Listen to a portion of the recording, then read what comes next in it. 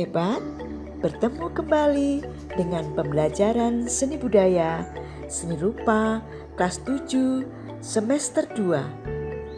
Bersama Bu Anti, kita akan belajar bab 1, menerapkan ragam hias pada bahan tekstil dengan tujuan pembelajaran sebagai berikut. Indonesia adalah negara kepulauan yang sangat kaya dengan berbagai jenis ragam hias yang diterapkan pada bahan tekstil. Bahan tekstil adalah bahan yang berasal dari serat yang diolah menjadi benang atau kain sebagai bahan untuk pembuatan busana dan berbagai produk kerajinan. Jenis bahan tekstil atau biasa disebut kain ada beberapa jenis.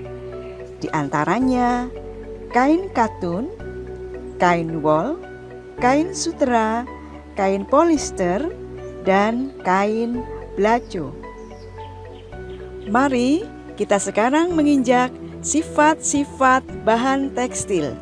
Sifat bahan tekstil dari katun memiliki serat halus, mudah menyerap air, mudah kusut dan lentur, dan dapat disetrika dengan temperatur tinggi. Sifat kain wol sangat lentur, tidak mudah kusut, dan tahan panas.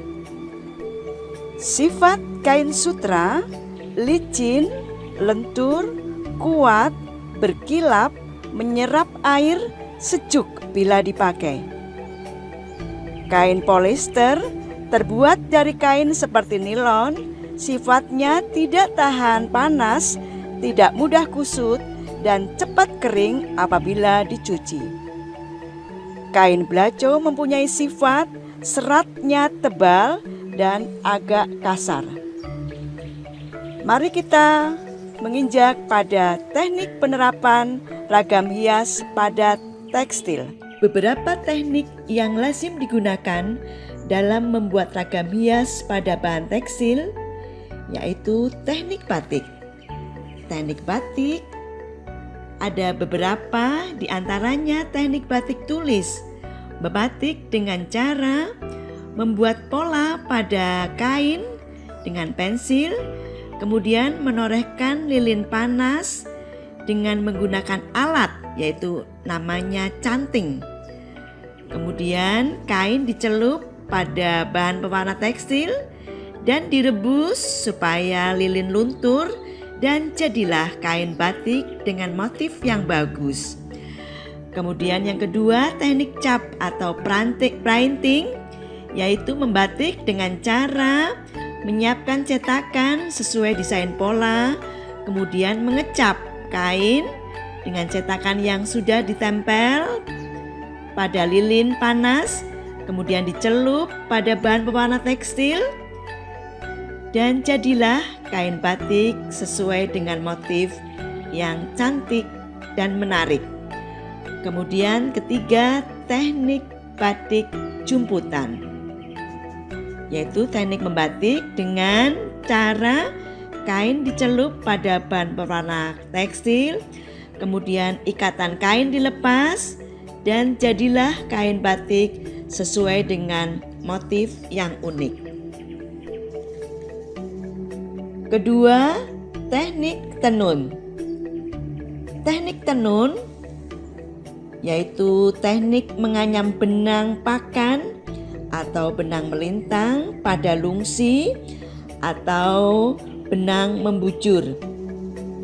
Di daerah Jepara ada yang menghasilkan tenun, yaitu di daerah Troso, dengan alat tenun yang masih tradisional yang disebut gedogan.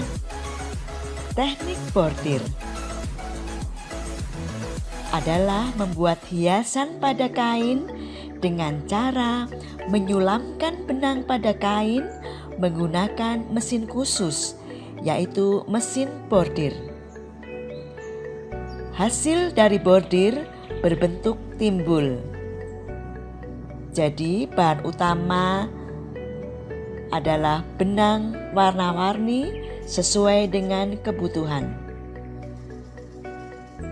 2. Teknik sulam. Teknik sulam sama dengan bordir memakai benang, hanya yang membedakan adalah bentuk jarumnya. Kemudian teknik sablon. Teknik sablon adalah proses mencetak secara manual dengan saringan khusus atau screen, rachel atau alat pengesut cat pada permukaan screen. Kemudian teknik lukis. Teknik lukis adalah menerapkan ornamen pada media kain dengan mengoleskan cat pada kain, bisa cat akrilik, cat minyak, dan cat rubber. Teknik digital ada 2, yaitu teknik cetak digital direct to garment atau DTG dengan printer khusus, dan teknik transfer dengan cara menempelkan gambar hasil cetakan perangkat komputer pada kain, dan teknik lubang atau teknik cetak lubang.